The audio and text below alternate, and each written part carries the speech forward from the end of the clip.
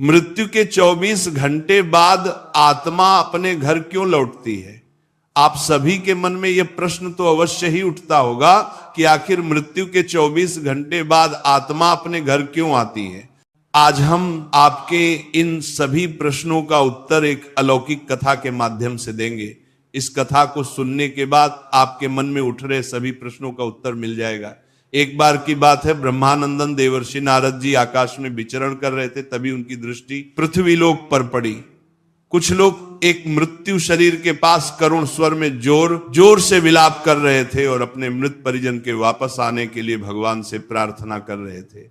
जब यह दारुण दृश्य नारद जी ने देखा तो वह अत्यंत दुखी हो गए और उनके मन में एक प्रश्न को लेकर संशय उत्पन्न हो गया और वह इस प्रश्न का उत्तर जानने के लिए यमलोक जा पहुंचे। यमलोक पहुंचकर नारद जी ने यमराज को हाथ जोड़कर प्रणाम किया। यमराज ने देवर्षि नारद जी का अभिवादन करते हुए कहा, हे नारायण भक्त, आपका यमपुरी में स्वागत है। कहिए आज किस प्रयोजन से यमलोक आना हुआ?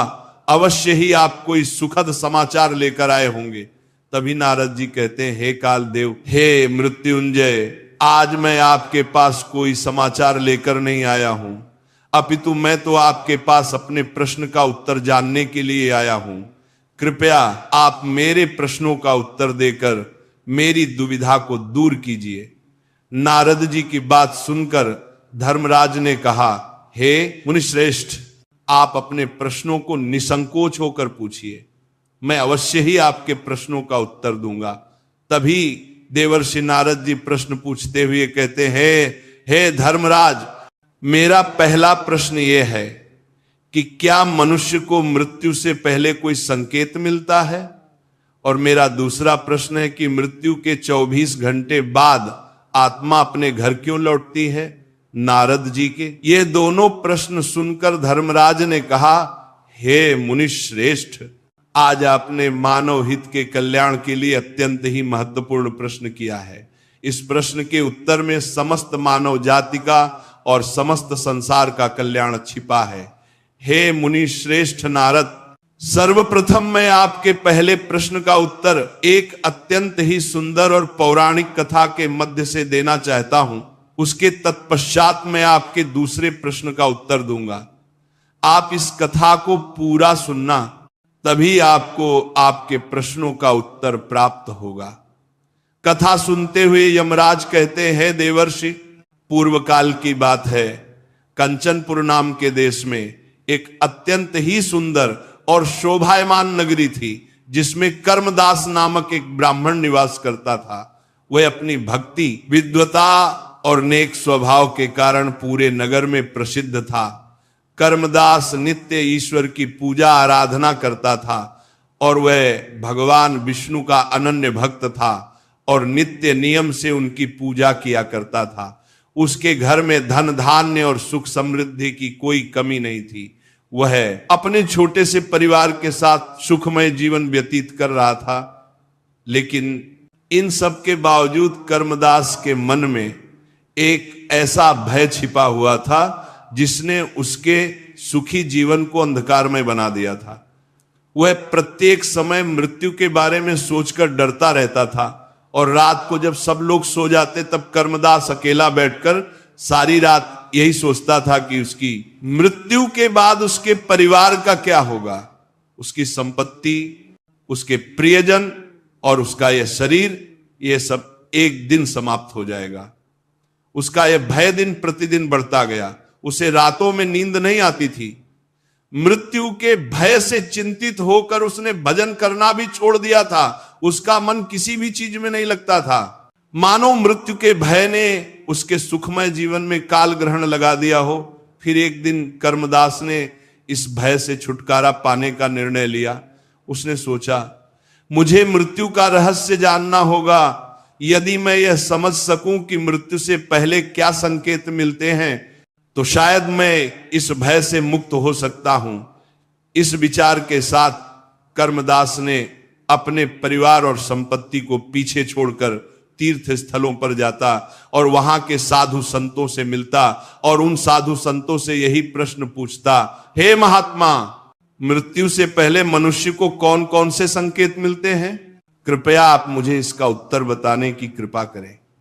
उसके इस प्रश्न को सुनकर जवाब तो सभी देते थे, लेकिन उस उत्तर को सुनकर उसके मन को संतुष्टि नहीं मिलती थी।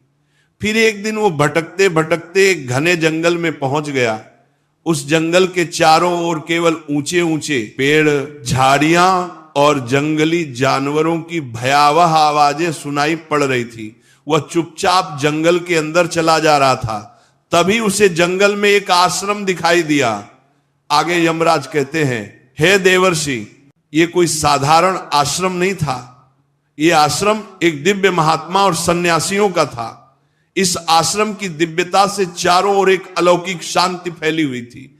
आश्रम के अंदर से वेदों, चरण और शंख ध्वनि सुनाई पड़ रही थी। उस आश्रम में जो साधु निवास करते थे वे बहुत तेजस्वी और शांत दिख रहे थे। उनके मुख पर एक अद्वितीय आभा थी। उन्हें देखकर ऐसा प्रतीत हो रहा था मानो वे साक्षात देवताओं के अंश हो। उसी समय कर्मदास ने आश्रम में प्रवेश किया और साधु को प्रणाम करते हुए कहा, हे साधु महात्मा, मेरा नाम कर्मदास है। मैं एक प्रश्न का उत्तर जानने के लिए इधर उधर भटक रहा हूं, कृपया आप मेरी सहायता कीजिए। कर्मदास की बात सुनकर साधु महात्मा ने विनम्र स्वर में पूछा, हे ब्राह्मण देव, तुम्हारा क्या प्रश्न है जिसे लेकर तुम इतना चिंतित और परेशान दिख रहे हो? यह सुनकर कर्मदास ने हाथ जोड़ते हुए कहा, हे साधु महात्मन, मैं मृत्यु के भय से अत्यधिक परेशान हूं। इस भय के कारण मुझे ना नींद आती है, ना ही मैं सुखपूर्वक भजन कर पाता हूं। मैं दिन रात केवल मृत्यु के बारे में ही सोचता रहता हूं। फिर साधु महात्मा ने गंभीर स्वर में पूछा, हे ब्राह्मण, तुम्हें मृत्यु का भय क्यों है? क्या तुम ये जानना चाहते हो कि मृत्यु कब होगी और कैसे होगी? कर्मदास ने उत्तर दिया, हे साधु महात्मन, मैं ये जानना चाहता हूं कि मनुष्य को मृत्यु से पहले कौन से संकेत मिलते हैं। फिर साधु महात्मा ने कहा, हे ब्राह्मण, यदि तुम्हें मृत्यु से पहले मिलने वाले संकेतों को जानना चाहते हो तो तुम्हें इस जंगल में जाना होगा। इस जंगल में जाने पर तुम्हें पशु पक्षी और भांति भांति की विचित्र चीजें देखने को मिलेंगी। तुम उनसे मृत्यु के विषय में पूछना। ये सभी तुम्हें मृत्यु से पहले मिलने वाले संकेतों के बारे में बताएंगे। लेकिन याद रखना, वे तुमसे पहले एक पहेली पूछेंगे। यदि तुम उनकी पहेली का सही उत्तर दे दोगे तभी वह तुम्हें मृत्यु का संकेत बताएंगे। यह सुनकर कर्मदास ने साधु महात्मा को प्रणाम किया और साधु महात्मा के निर्देश अनुसार जंगल में चला गया। वह जंगल बेहद भयानक था।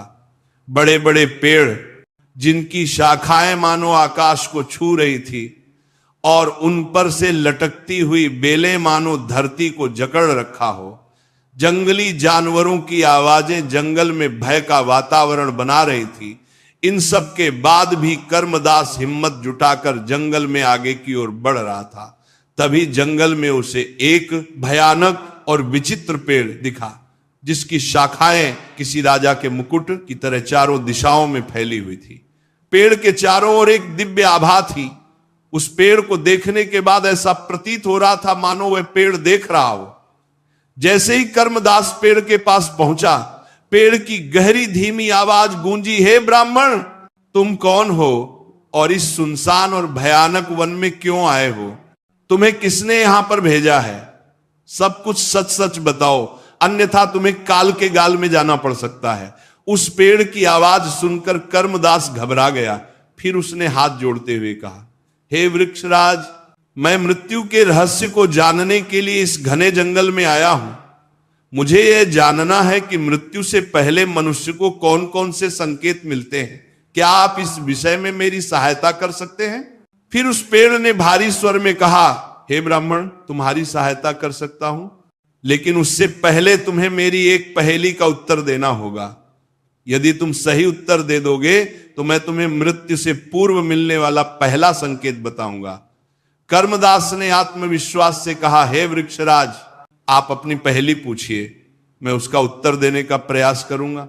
पेड़ ने थोड़ी देर चुप्पी साधी और फिर अपनी पहेली पूछते हुए बोला, हे ब्राह्मण, संसार में वह कौन है जो बिना पंखों के उड़ता है, बिना पैरों के चलता है, लोग उसे देख नहीं सकते किंतु महसूस जरूर करते हैं। इस पहेली को सुनने के बाद कर्मदास ने कुछ देर गहन विचार किया, फिर उसने उत्तर देते हुए कहा, हे वृक्षराज, आपकी इस पहेली का उत्तर है वायु कर्म। दास का जवाब सुनकर वह वृक्ष आश्चर्य से हंस पड़ा। उसकी हंसी जंगल में गूंज उठी। फिर उस वृक्ष ने कहा, हे ब्राह्मण, तुमने मेरी पहेली का सही उत्तर दिया है। अब मैं तुम्हें मृत्यु का पहला संकेत बताता हूं, मेरी बात ध्यान से सुनो। जब मनुष्य के शरीर की ऊर्जा क्षीण होने लगे और वह हर समय थकान महसूस करे तो समझो मृत्यु निकट है। यह संकेत तुम्हें आत्मिक और शारीरिक रूप से सावधान करने के लिए है। फिर कर्मदास ने पेड़ को प्रणाम किया और कहा, हे महावृक्ष, मैं आपके ज्ञान के लिए हृदय से आभारी हूं। आपने मेरे प्रश्न का उत्तर दिया और मुझे मृत्यु के पहले संकेत के बारे में बताया। मैं इसे सदैव याद रखूंगा। फिर उस वृक्ष ने शांत स्वर में कहा, हे ब्राह्मण, अब तुम आगे का मार्ग प्रशस्त करो, तुम्हें अन्य संकेत मिलेंगे। कर्मदास आगे की यात्रा पर निकल पड़ा। उसके मन में अब और अधिक उत्सुकता थी कि वह आने वाले संकेतों को जाने और समझे। कर्मदास जंगल में बोलने वाले पेड़ से पहला संकेत जानने के बाद और आगे बढ़ा। तभी चलते चलते अचानक से उसकी नजर एक विशालकाय गिद्ध पर पड़ी, जो एक सूखे पेड़ पर बैठा हुआ था और अपने शिकार की प्रतीक्षा कर रहा था। उसकी आंखें चमक रही थी, मानो वह सब कुछ देख रहा हो। उसकी चोंच और पंख इतने बड़े थे कि उन्हें देखकर एक क्षण के लिए कर्मदास को भय का अनुभव हुआ, लेकिन उसने साहस दिखाते हुए गिद्ध को प्रणाम किया और उसके पास जा पहुंचा। जैसे ही कर्मदास उसके पास पहुंचा, गिद्ध ने गहरी और तीखी आवाज में पूछा, हे मनुष्य, तुम कौन हो और इस घने जंगल में क्या कर रहे हो? तभी कर्मदास ने हाथ जोड़कर विनम्रता से कहा, हे पक्षीराज गिद्ध, मैं एक साधारण ब्राह्मण हूं। मैं मृत्यु का रहस्य जानने के लिए इस जंगल में भटक रहा हूं। मुझे मृत्यु से पूर्व मिलने वाले संकेतों के बारे में जानने की जिज्ञासा है, कृपया मेरी सहायता कीजिए। यह सुनकर गिद्ध ने अपने बड़े बड़े पंखों को फैलाते हुए कहा, हे मानव, मैं तुम्हारी सहायता कर सकता हूं, लेकिन उसके लिए तुम्हें मेरी एक पहेली का उत्तर देना होगा। यदि तुम उत्तर सही दोगे तो मैं तुम्हें मृत्यु से पूर्व मिलने वाला एक महत्वपूर्ण संकेत बताऊंगा। तभी कर्मदास ने उत्सुकता से कहा, हे पक्षी राज, पूछिए, आपका जो भी सवाल है मैं उसका उत्तर देने की पूरी कोशिश करूंगा। गिद्ध ने अपनी तीव्र दृष्टि से कर्मदास की ओर देखते हुए कहा, हे मानव, वह कौन सी चीज जो पैदा होने के साथ ही हर पल घटती रहती है लेकिन कभी समाप्त नहीं होती? कर्मदास ने थोड़ी देर विचार किया। उसने अपनी यात्रा, समय और जीवन के चक्र के बारे में सोचा। कुछ ही क्षणों बाद उसने उत्तर देते हुए कहा, हे पक्षीराज, इसका उत्तर समय है। समय हर पल कम होता है, उसके बाद भी यह अनंत है और कभी समाप्त नहीं होता। गिद्ध ने मुस्कुराते हुए कहा, हे मानव, तुमने मेरे प्रश्न का सही उत्तर दिया है।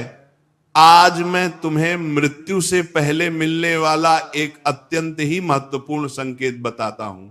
हे ब्राह्मण, मृत्यु का दूसरा संकेत यह है कि जब व्यक्ति की इंद्रियों की शक्ति क्षीण होने लगे, अर्थात सुनने और देखने की शक्ति कमजोर होने लगे, तो समझो कि मृत्यु निकट है। कर्मदास ने ध्यानपूर्वक गिद्ध की बात को सुना और गिद्ध को प्रणाम करते हुए कहा, हे पक्षीराज, मैं आपके ज्ञान का आभारी हूं। आपने मुझे मृत्यु के दूसरे संकेत के बारे में बताया जो मेरे लिए अत्यंत महत्वपूर्ण है। गिद्ध ने अपने पंख फड़फड़ाते हुए कहा, हे मनुष्य, याद रखना, जीवन और मृत्यु के बीच संतुलन को समझने के लिए इन संकेतों का ज्ञान आवश्यक है। अब आगे बढ़ो, तुम्हारी यात्रा अभी पूरी नहीं हुई है।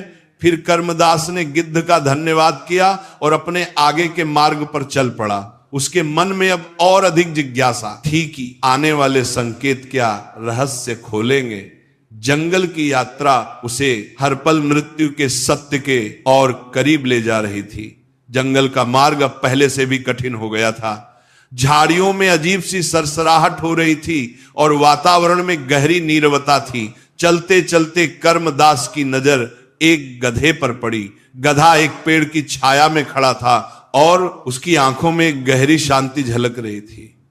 हालांकि गधा शांत प्रतीत हो रहा था, लेकिन जैसे ही उसने कर्मदास को देखा तो वह बोल उठा, हे ब्राह्मण, तुम यहां क्यों आए हो और इस जंगल में क्या खोज रहे हो? तभी कर्मदास ने हाथ जोड़कर गधे को प्रणाम किया और कहा, हे बलवान, मैं एक साधारण ब्राह्मण हूं। मैं मृत्यु के रहस्यों को जानने के लिए यहां इस घने जंगल में भटक रहा हूं।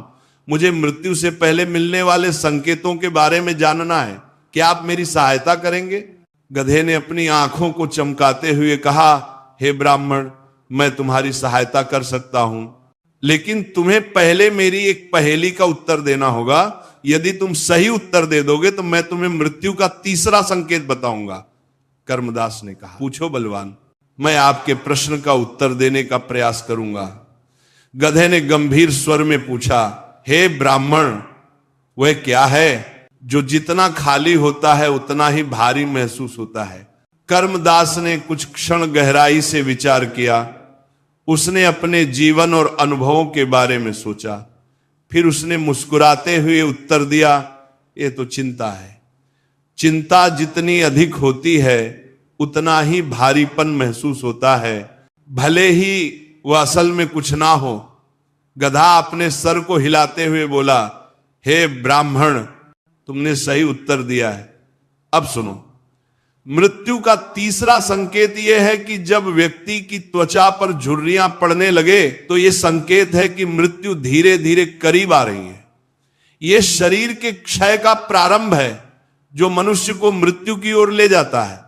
कर्मदास ने गधे को प्रणाम करते हुए कहा, हे बलवान, मैं आपके ज्ञान का हृदय से आभारी हूं। आपने मुझे मृत्यु के तीसरे संकेत के बारे में बताया जो मेरे लिए बहुत मूल्यवान है। गधे ने शांत स्वर में कहा, जो ब्राह्मण, तुम्हारी यात्रा अभी समाप्त नहीं हुई है। इन संकेतों का ज्ञान तुम्हें जीवन और मृत्यु के सत्य को समझने में मदद करेगा। कर्मदास ने गधे को धन्यवाद दिया और आगे बढ़ गया। वह पहले से अधिक उत्सुक और चिंतनशील था। हर संकेत उसे मृत्यु के सत्य और जीवन के उद्देश्य की ओर निकट ला रहा था। वह जंगल के गहरे हिस्से में प्रवेश कर चुका था। चारों ओर का माहौल और भी भयावह होता जा रहा था। विशालकाय पेड़ों के बीच अंधकार ने अपना डेरा जमा लिया। सूर्यदेव ने अपने प्रकाश को समेट लिया था। पक्षियों और जंगली जानवरों की आवाजें वातावरण को रहस्यमय और डरावना बना रही थी। कुछ दूरी तय करने के बाद अचानक कर्मदास की नजर एक शेर पर पड़ी। शेर एक चट्टान के पास खड़ा था और उसकी आंखें मानो कर्मदास की आत्मा को भेद रही थी। शेर की दहाड़ पूरे जंगल में गूंज रही थी।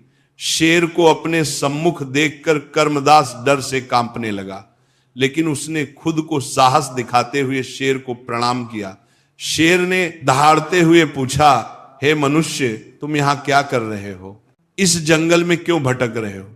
तभी कर्मदास ने डरते डरते कहा, हे वनराज, मैं मृत्यु के रहस्यों को जानने के लिए यहां आया हूं।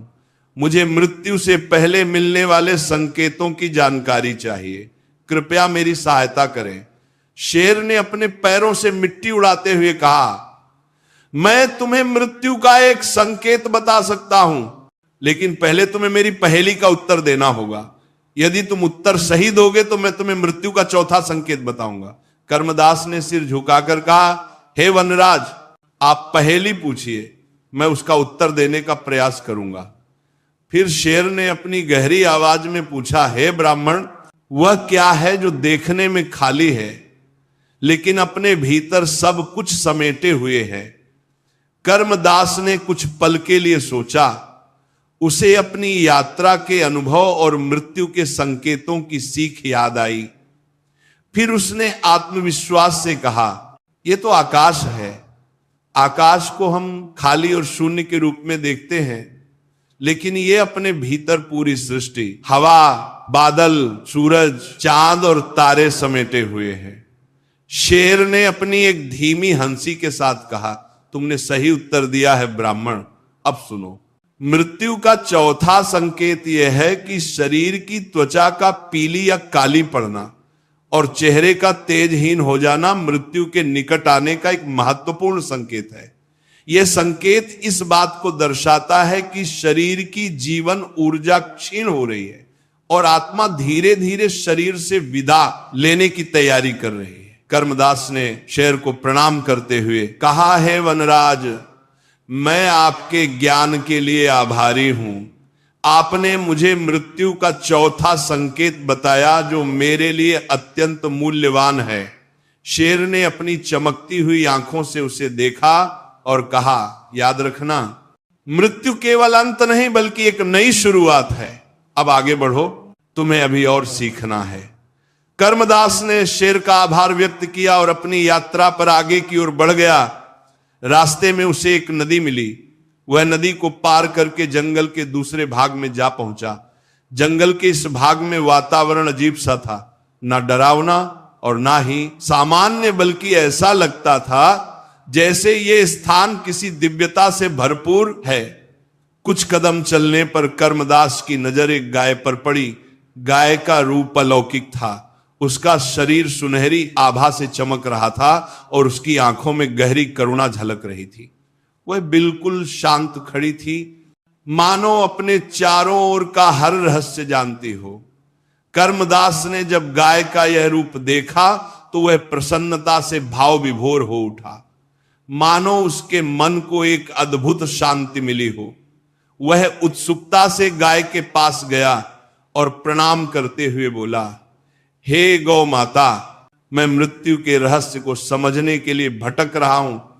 मैंने इस जंगल में कई संकेत प्राप्त किए हैं, लेकिन अब मुझे आपसे सहायता चाहिए। क्या आप मुझे मृत्यु से पहले मिलने वाले किसी संकेत के बारे में बता सकती हैं? गाय ने अपने शांत और करुणामय स्वर में कहा, हे ब्राह्मण, मैं तुम्हारी सहायता अवश्य करूंगी, लेकिन पहले मेरी एक पहेली का उत्तर दो।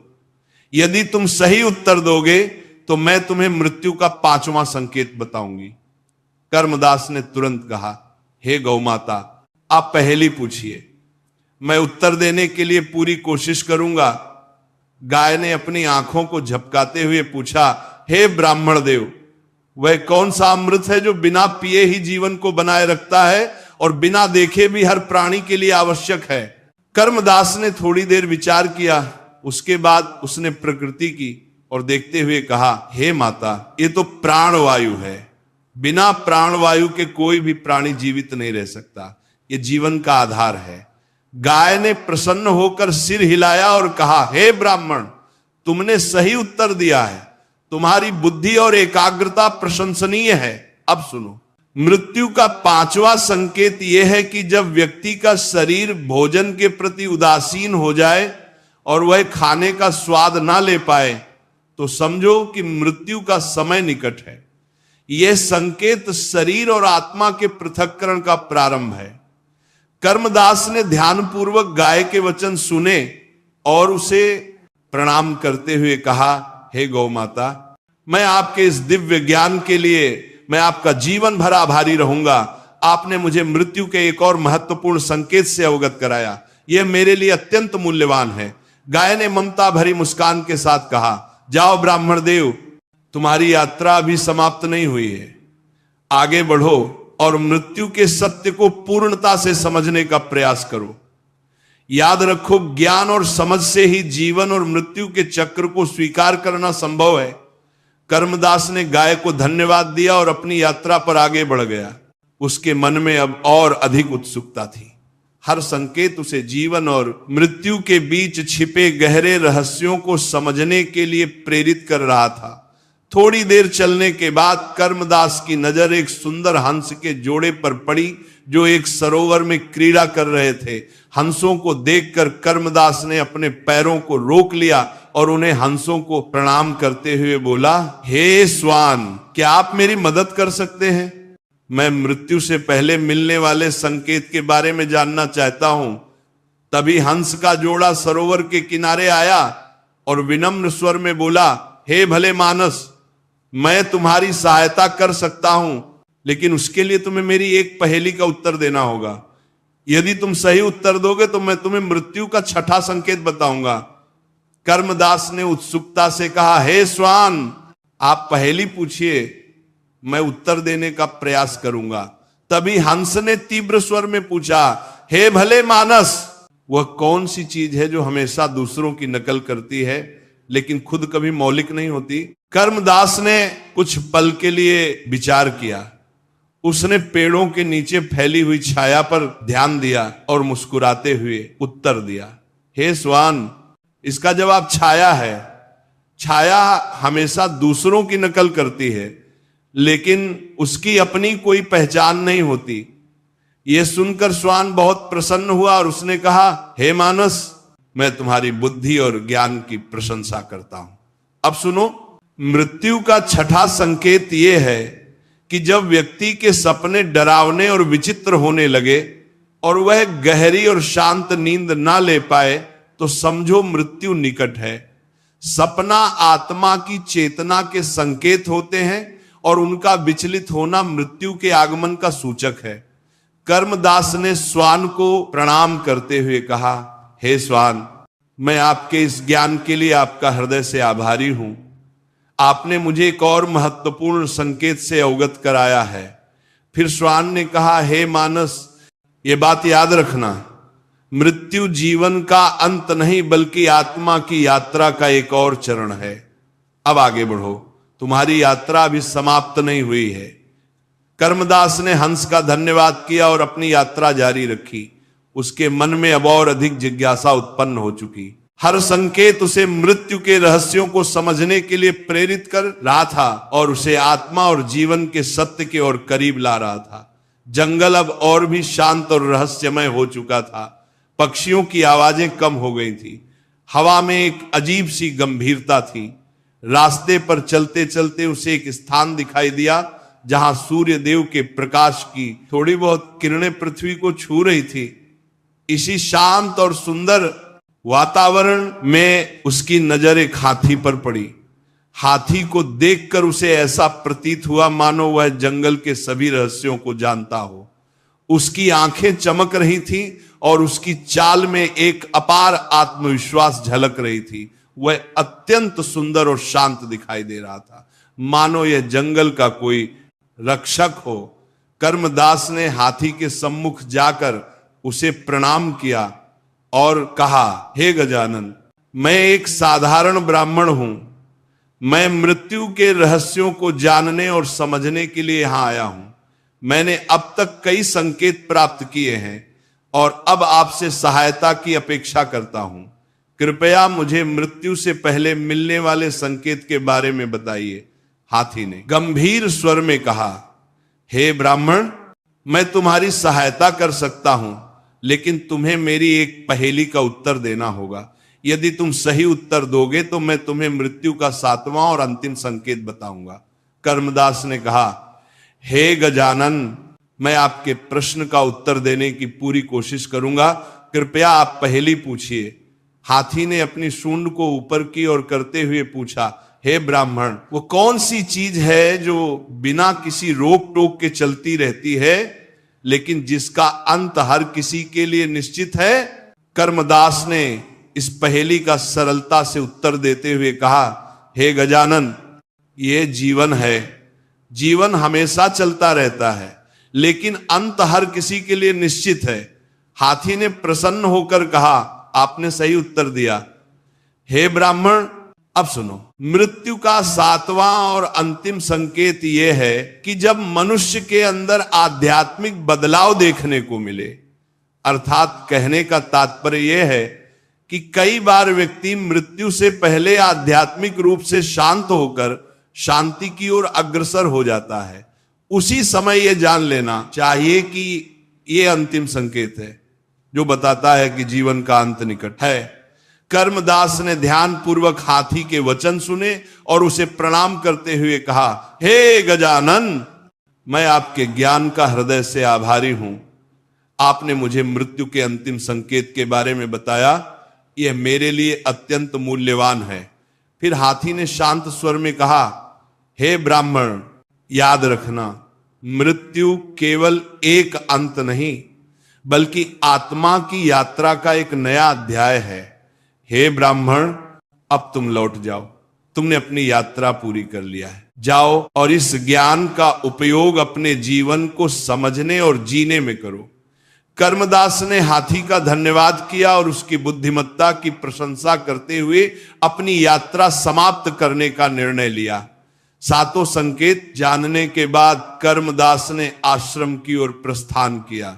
वह थका हुआ तो था, लेकिन उसकी आत्मा ज्ञान और सत्य के प्रकाश से भर चुकी थी। जंगल का हर अनुभव, हर संकेत उसे जीवन के गहरे रहस्यों के करीब ले गया था।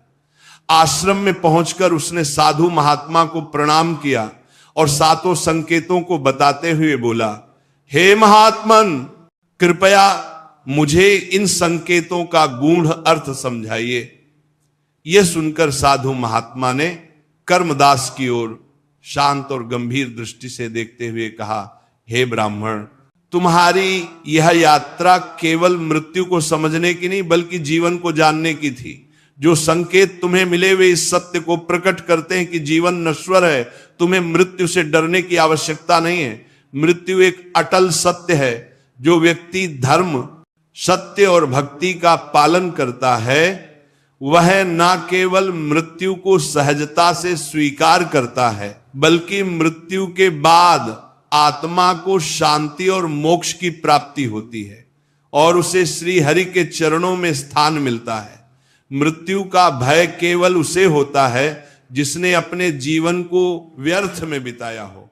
अच्छा, जीवन जीने वाला व्यक्ति मृत्यु को डर के रूप में नहीं बल्कि एक नए प्रारंभ के रूप में देखता है। कर्मदास ने साधु के चरणों में दंडवत प्रणाम करते हुए कहा, हे महात्मन, आज आपने मेरी आत्मा को इस अज्ञान के अंधकार से मुक्त कर दिया। मैं धन्य हो गया। फिर यमराज ने कहा, हे देवर्षि, इस कथा को सुनने के बाद आपको आपके पहले प्रश्न का उत्तर मिल गया होगा। अब मैं आपके दूसरे प्रश्न का उत्तर देता हूं कि मृत्यु के 24 घंटे बाद आत्मा अपने घर क्यों लौटती है। हे मुनिश्रेष्ठ, जब किसी की मृत्यु होती है तो उसकी आत्मा 24 घंटे बाद अपने घर दोबारा से आती है। यह केवल एक मान्यता नहीं बल्कि सूक्ष्म जगत का एक अटल सत्य है। आत्मा की यह यात्रा उसके कर्मों, भावनाओं और मोह से गहराई से जुड़ी हुई है। आत्मा मृत्यु के बाद अपने मोह से तुरंत मुक्त नहीं होती।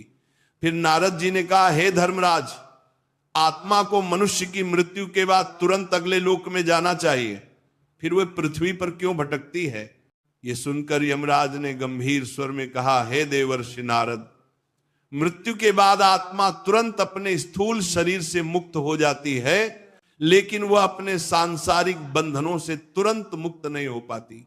आत्मा का चेतन अस्तित्व बना रहता है, इसलिए उसे ऐसा लगता है कि वह अभी भी जीवित है। मृत्यु के बाद कुछ समय तक आत्मा अपने आसपास के वातावरण को देखकर उसका अनुभव कर सकती है। उसे अपने परिवार, प्रियजनों और उन स्थानों की चिंता रहती है जहां उसने अपना जीवन बिताया है।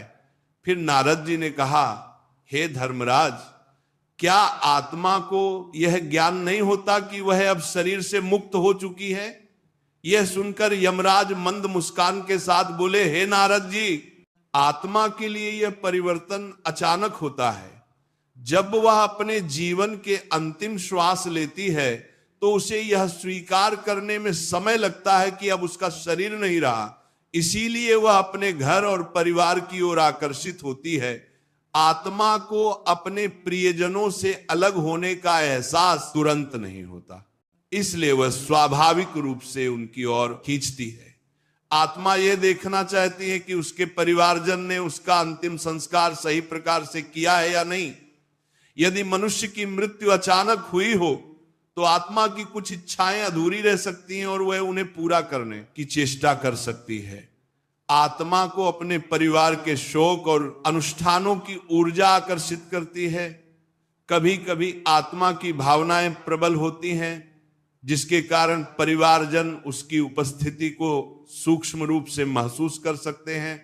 कभी कभी घर में हल्की आहटें या किसी चीज का हिलना आत्मा की उपस्थिति का संकेत माना जाता है।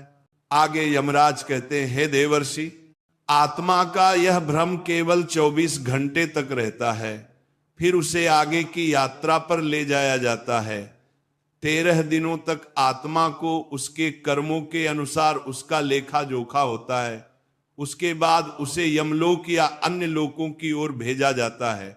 यदि आत्मा के अच्छे कर्म है तो उसे पितृलोक या उच्चतर लोकों में स्थान मिलता है।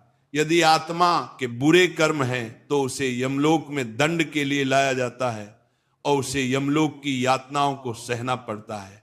कुछ आत्माएं पुनर्जन्म के लिए तत्पर रहती हैं और वह अपने अच्छे कर्मों के कारण शीघ्र ही नए शरीर को पा लेती हैं। यदि किसी आत्मा को अत्यधिक मोहा है तो वह पृथ्वी लोक पर इधर उधर भटक सकती है और प्रेत योनि में जा सकती है। इसलिए मृत्यु के समय मनुष्य को एकाग्र होकर परमात्मा का स्मरण करना चाहिए ताकि आत्मा सांसारिक मोह से मुक्त हो सके। आगे यमराज कहते हैं, हे देवर्षि, आत्मा के लिए यह जानना आवश्यक है कि मृत्यु केवल एक शरीर का अंश है, आत्मा का नहीं। 24 घंटे का समय आत्मा को इस सत्य को समझने और अपने सांसारिक बंधनों को छोड़ने का अवसर देता है, जिससे वह अपने आप को मुक्त कर सके।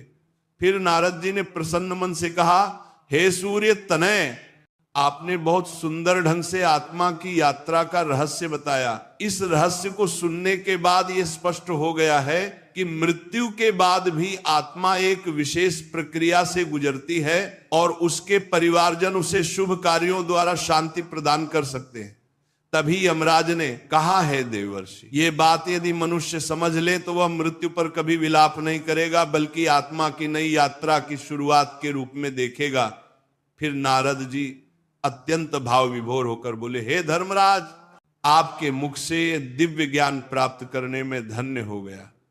मैं इस ज्ञान को पृथ्वी लोक तक अवश्य पहुंचाऊंगा, जिससे वे आत्मा की शांति के लिए सही विधियों का पालन करें और मोह से मुक्त होकर सत्य को जान। इसके बाद देवर्षि नारद जी धर्मराज को प्रणाम करके देवलोक की ओर प्रस्थान करते हैं।